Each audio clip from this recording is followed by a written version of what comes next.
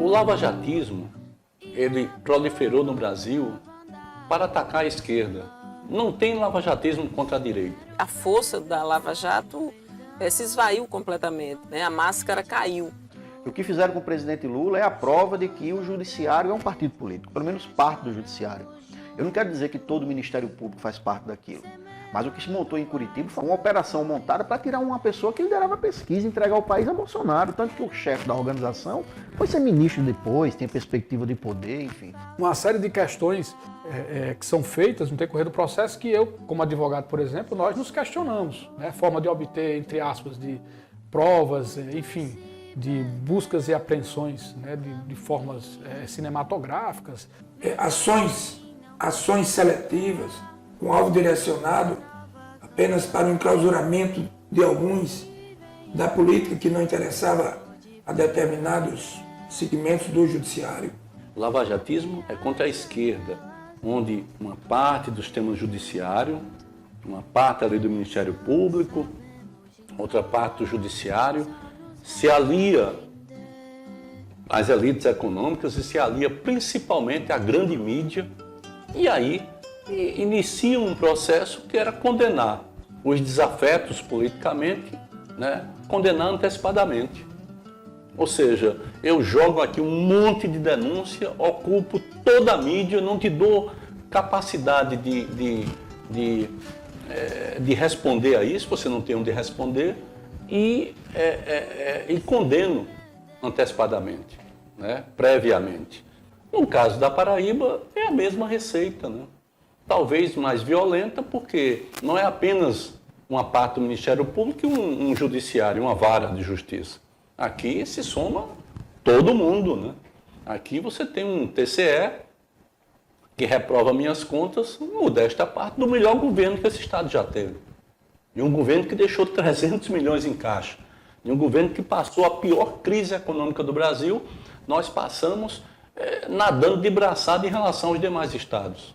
O que acontece aqui na Paraíba, com a operação aqui que persegue Ricardo Coutinho e companheiros vinculados a ele, é muito parecido com o que aconteceu nacionalmente, né? Você tem condenações antecipadas, a mídia fazendo o jogo do próprio judiciário, pelo menos de parte do judiciário, e delações servindo como prova.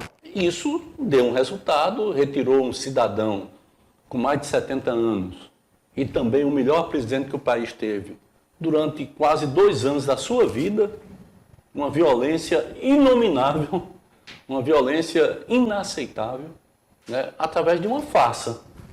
Uma farsa. Corromperam, né, as leis e os ritos judiciais e principalmente as relações entre acusação e julgador, e juiz. E isso, naturalmente, como uma estratégia de poder, porque era uma estratégia para destruir o Brasil, como destruiu a economia, como destruiu as empresas, como destruiu a democracia, como destituiu o governo, enfim. Nós temos no país, infelizmente, né, em vários momentos, né, você tem mudanças na legislação eleitoral, nas vésperas da eleição, que estão tentando fazer novamente, que muda a regra do jogo, né, e em alguns momentos eles tentam, né, utilizando a desculpa do combate, vamos dizer assim, à corrupção, criminalizar a política, o que nunca é a melhor saída.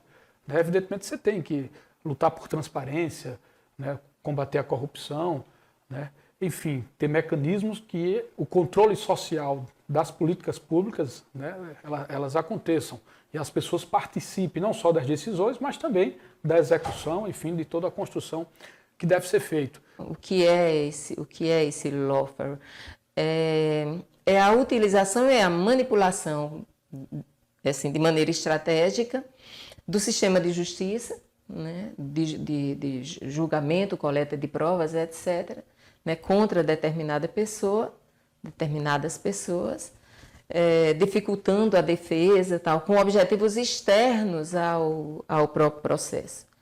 Você tem vários segmentos e setores que se uniram para tentar me tirar da política através das repetidas acusações falsas, né, e que me desrespeitaram profundamente e que não me permitiam falar com a Paraíba, né?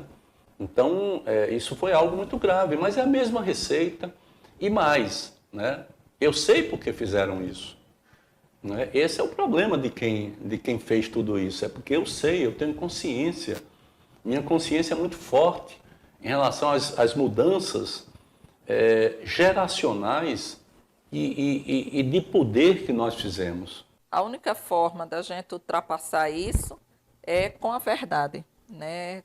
Colocando as propostas que nós defendemos, trazendo a discussão do bom debate, dizendo de como nós fomos vítimas de um processo, né? Que é um processo que iniciou no Brasil, mas que chega na Paraíba. Eu vou falar da minha situação, de um processo de quase 300 páginas, dedicam 28 linhas a mim. Né? E o grande crime que me atribui é o fato de eu fazer política, de eu ter sido eleita e ter sido a mais votada. Então, acho que isso não pode continuar, porque fere o Estado democrático de direito, né? Criminaliza a ação política e você destrói muito do ponto de vista de uma pessoa. A estratégia é gerar manchete. Desde que eu comecei a usar a tornozeleira, eu ia todo dia trabalhar na prefeitura. Eu gosto muito de usar vestido, eu quase nunca uso calça comprida. Então, eu ia com a tornozeleira à mostra. Então, os blogs de João Pessoa estavam sempre bisbilhotando e tudo. E eles falavam, não tem vergonha, sai andando com essa tornozeleira, fazendo pouco da justiça. Né? Querem que eu saia o tempo... Eu não tenho um pingo de vergonha dessa tornozeleira. Eu não fui numa loja e comprei uma tornozeleira e botei na perna, não. Essa tornozeleira alguém botou em mim. E esse alguém, ou esses alguéms, tem que explicar por que colocaram essa tornozeleira em mim. Então, são eles que devem explicação à sociedade, e não eu. Porque eu sei que eu não fiz nada de errado. A pessoa que está sendo processada judicialmente precisa saber por quem, como, para poder realizar a sua defesa. Né? Então, é isso que tem, o processo judicial é previsível. Essa imprevisão, esse jogo, isso que o lawfare acaba utilizando, isso não faz parte do Estado Democrático de Direito. Mas vai chegar um momento onde quem abusou vai ter que responder por isso, porque a democracia pressupõe e exige isso. Vai chegar um momento de que nós vamos ter que ter uma reformulação nas regras, nas leis. Eu sinto que esse movimento, que é um movimento de recomposição da democracia, né, e de fortalecimento das instituições, que está acontecendo no Brasil e que vai permitir que Lula seja o candidato do PT, também vai permitir que Ricardo seja o senador e que a gente restaure a nossa dignidade, que é exatamente isso que precisa acontecer. O princípio da democracia é esse, é você não usar as instituições da democracia para oprimir ou para impedir que um segmento da sociedade e um tipo de utopia e sonho, né, que nós temos e que levamos a termo na disputa política, né, na disputa partidária, ela seja usurpada, ela seja anulada. Mas no nosso país, eu diria que você tem um processo, desde 2005 para cá, de criminalização da política muito forte. O presidente Lula sofreu isso na sua reeleição e o povo deu a resposta nas urnas, né, o que resolve, eu sempre tenho dito, a melhor saída é a política. A presidenta Dilma, a forma como foi golpeada, né, naquele março da reeleição dela, em 2014, iniciaram esse processo, né, ela respeitou as instituições, respeitou tudo, né, e depois foi provado, né, que na verdade você teve uma farsa, né, a chamada Vaza Jato mostrou, né, a perseguição que sofreu o presidente Lula, que sofreu, enfim, a presidenta Dilma e várias lideranças de esquerda. E agora que você tem esse processo aqui é semelhante.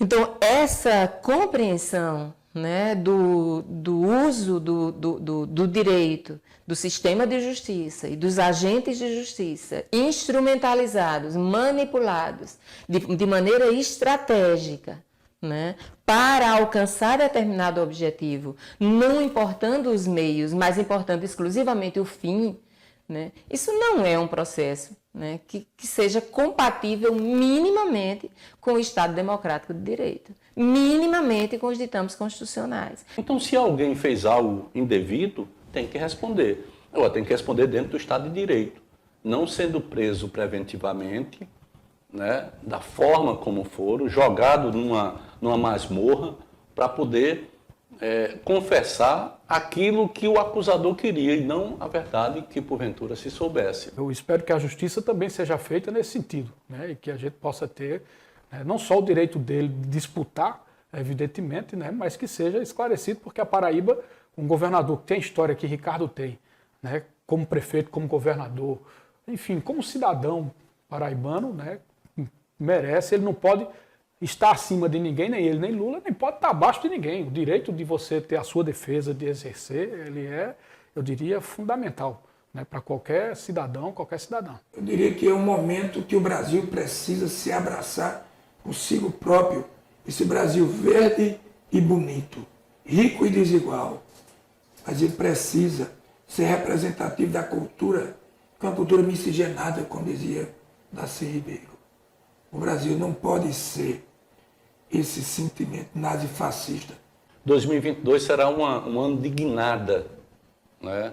E onde as forças populares sairão vitoriosas, né? Onde esse tipo de comportamento tão lesivo aos interesses da população, tanto brasileira como paraibana, eles serão derrotados, né? E onde a verdade vai prevalecer. Apenas isso. Eu não trago dentro de mim ódio, né? Mas também não trago medo.